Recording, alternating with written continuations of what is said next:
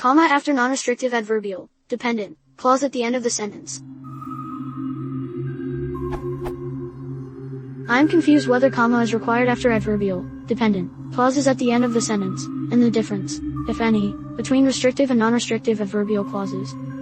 The internet and various style manuals seem to give conflicting advice, so I am not sure what is true or, at least, what is prevalent.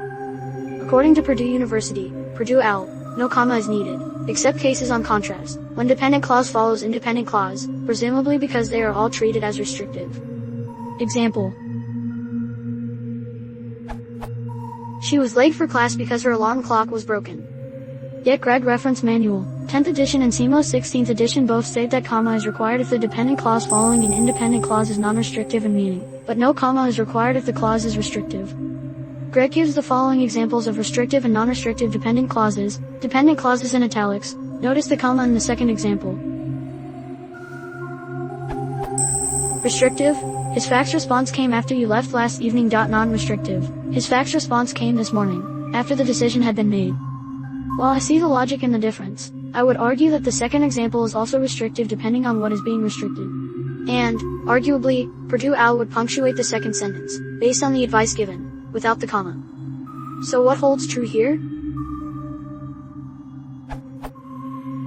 Is there a majority accepted rule, or, at least, majority position, around restrictive, non-restrictive adverbial clauses, or is this merely a stylistic, subjective preference?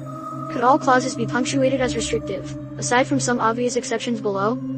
I know there are some exceptions with negatives clauses, not because, but because, etc. And also when the clause is clearly an afterthought, I can do this, if you wish.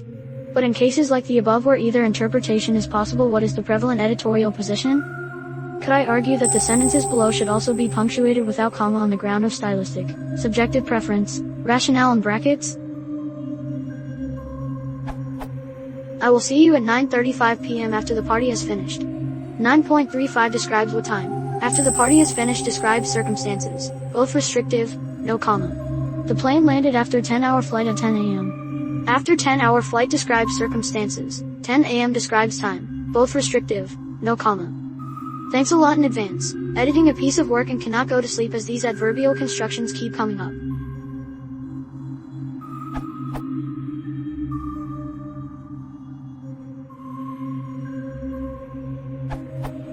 Is there a majority accepted rule, or, at least, majority position, around restrictive, non-restrictive adverbial clauses, or is this merely a stylistic, subjective preference? All punctuation rules are stylistic, and most manuals of style recognize that rules have exceptions and are flexible enough to accommodate an author's judgment. Thus you may argue just about anything you wish. But bear in mind that you may mislead your readers. When you write non-restrictively, I went to the airport to pick up my sister, Ellen. Your readers will infer nothing about additional siblings. On the other hand, when you write restrictively, I went to the airport to pick up my sister Ellen, your readers will infer that you have at least one other sister not named Ellen. This doesn't matter much when the semantics of the sentence states or implies the information. In the sentence, I will see you at 9:35 p.m. after the party has finished. The adverbial clause is non-restrictive because the clock time has already defined the time of the assignation. If you leave out the comma, nobody will assume that you mean any other 9:35p, multiples of 24 hours before or after. Likewise, the plane landed after a 10-hour flight, at 10 a.m. will likely be interpreted as the plane landed at 10 a.m. after a 10-hour flight. And that if you had another 10-hour flight in mind, one that landed at some other time, your readers will assume that you would have mentioned that. Although you're entitled to your own style, be aware that by banishing the non-restrictive comma, you give up some concision. As you pointed out, in the sentence, his faxed response came this morning after the decision had been made.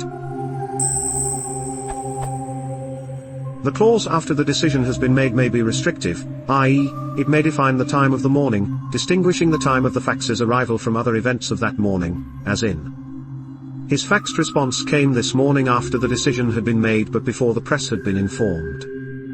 or it may be non-restrictive, in the case that nothing else if note happened that morning. His faxed response came this morning, after the decision had been made.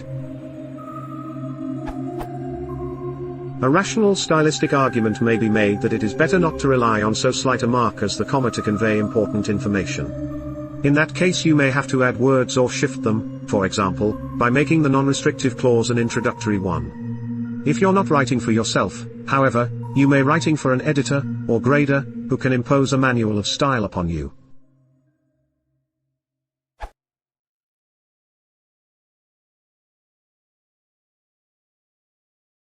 If you want to support the channel, please consider subscribing.